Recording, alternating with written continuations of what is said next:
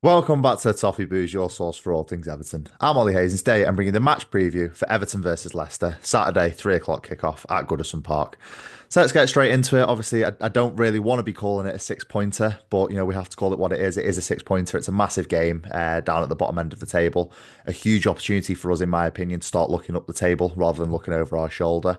Obviously, only one place between us and Leicester after their win against Tottenham last weekend, with Leicester sitting in 17th and us sitting in 16th. There's a 6 point gap there between us and Leicester, which is something that is completely massive going into this stage of the season. But we'll start with Leicester. We'll start with our opposition coming to Goodison on Saturday afternoon and coming into this game, as I said earlier, off the back of a 2-1 win at Spurs, a massive win for them and a win that arguably kept Ruud van Nistelrooy in a job there.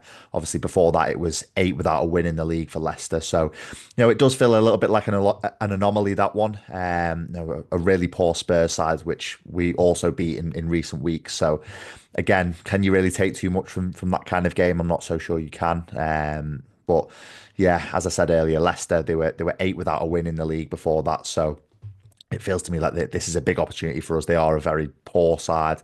They're trying to play a certain way, which I don't think suits their squad. I think Van Nistelrooy is a good manager. He's come in with a philosophy. He's come in with an idea, but I just don't think he has the players and the personnel to try and pull that off. So in that situation, when you're trying to play a certain way, we saw it last season, for example, with Vincent Kompany at Burnley. When you try and play a certain way without the caliber of player, it doesn't really work and it doesn't come off. So again, I feel like it's a massive opportunity for us to get 3 points and to put another result onto this little run that we're going on. But that being said, I think Leicester do still have players to hurt us. Obviously, 38-year-old Jamie Vardy is consistently still scoring goals at that age. He always seems to be a player that likes to haunt us. He seems to always get a goal against Everton, whether it be at the King Power or at Goodison Park. He always seems to be on that score sheet.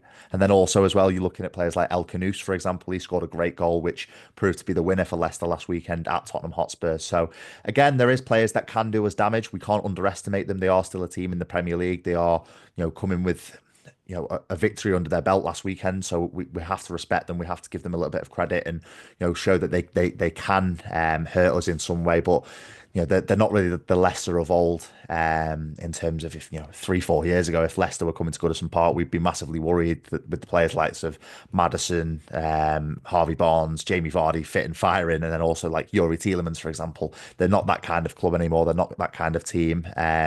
So again, I do see it as a massive opportunity for us to get 3 points and really kick on and start looking up the league rather than over our shoulder. But we'll focus on ourselves now. We'll focus on Everton, and obviously we're coming onto this with 2 wins in a row. A win against Tottenham Hotspur, which I said earlier, a fantastic win with us going 3-0 up at half time in our last home game, and also a really hard fought 3 points away at Brighton last weekend with an Iliman and Jai penalty. And we really look to have turned a corner now. Obviously, since Sean Dyche got sacked and David Moyes came in, the football's been a lot better. Obviously, it's still quite defensively solid, but we are creating chances. We are going forward. We're coming out of our shell a little bit more. We're playing with the ball, which is something as Evertonians we've not seen for so long, especially when we had Sean Dyche at the helm. So, in my opinion, I think it's a big opportunity. I think we're on a decent run of form. We can really look to kick on now. And speaking of on form, Iliman and Jai is definitely a player in form. 2 goals in his last 2 games. Obviously, the penalty against Brighton and that fantastic solo goal against Tottenham Hotspur. So he's, for me, is the one to watch for us. I think he's the one that can really do damage, especially with the injury to Dominic Calvert-Lewin, but I'll get onto that further in the video. But also, you look at the players like Jake O'Brien, for example. He really is the big story for me of the David Moyes return. He's massively getting game time now. He was nearly frozen out under Sean Dyche. Didn't get any minutes at all. The vaguest and the most sparse of cup appearances for Jake O'Brien. But now he's come into the team. He's playing sort of that Joleon Lescott role, sort of like the wide centre half, playing as like almost a fullback at times. So again, I think it's just a great story. I think it's really good to see him in the team, and really good to see him putting in some performance, because I thought he was really good against Brighton. He kept Karo Matoma quiet, which there's not many people in the league that can say they've done that, is keep Karo Matoma quiet. So again, full credit to Jake O'Brien, and hopefully can continue that good run of form and really put in a decent performance against Leicester on Saturday. But we have to focus on the downsides as well of us. Obviously, this week's news isn't ideal surrounding our injury situation.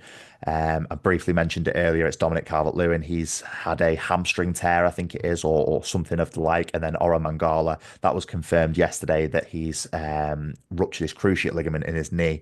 So again, that's two big losses to the squad, two massive losses to the starting 11, which I'm hoping that we can adapt to. I think it'll be Beto to come in up front, and then probably James Garner to come in for Ora Mangala to play against Idrissa Gana Gueye. I think that they will be the two replacements. So, fingers crossed that they perform and put in a decent performance just to try and get us a result on Saturday, and hopefully we can tap into the market before the 3rd of February and bring in some much needed reinforcements to that squad because, as I said earlier, two massive injuries to the starting 11.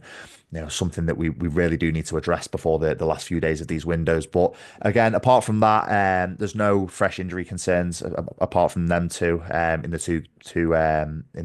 two injuries that we got in the Brighton game. Apart from that, there's no fresh injury concerns. So that's definitely positive that we've come out of this week without any more injuries. But if we focus on our head-to-head now with Leicester, particularly at Goodison, it's pretty mixed. I think there's been a lot of draws in recent years. You look at the draw at the start of this season in September, but then also you're looking at like the relegation battle draw where we drew 2-2 at the King Power with Alex Iwobi on the score sheet that evening. So again, the story of Everton Leicester games on the pitch in recent years have been kind of hard fought and very tight, very close games. So hopefully we can put that right and come out on the other side of it with 3 points this weekend, because what that would do for us, 9 points out of a possible nine in 3 games, that would do the wonders for our confidence, but also our league position. It would really pull us away from that relegation scrap and pull us away from the bottom three, which is something I think for the squad, considering where their confidence was in recent weeks, especially when Sean Dyche was the manager.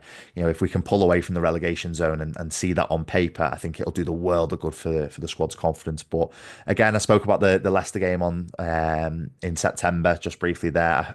Fingers crossed Iliman Ndiaye can replicate his performance that afternoon and put in another goal for us, because he was fantastic that afternoon. But I'll go to my prediction now, and I'm going to go very positive with this one. I'm going to go 3-0 Everton. I think we can do it. I think Leicester are a team that they like to play with the ball, and I think that suits us a little bit because we can soak up the pressure and then maybe stick one on them on the counter attack and look to do it that way. But I do think that the way Leicester play is a little bit similar to Spurs, but I just don't think they have the same quality as Spurs, for example. So fingers crossed we can, really kick on now and get 3 points on Saturday afternoon. So I'm going to go with 3-0 Everton. I'm going to go with Iliman Ndiaye, Beto and Abdoulaye Doucouré all to be on the score sheet for Everton in a 3-0 victory. But that is all from me today. Let me know your thoughts in the comments about a potential prediction and how we're going to fare on Saturday afternoon against Leicester. Obviously, it is going to be a tough game, but I do think we can get the job done. But that is all from me today. Make sure you like, comment, subscribe, and I'll speak to you soon.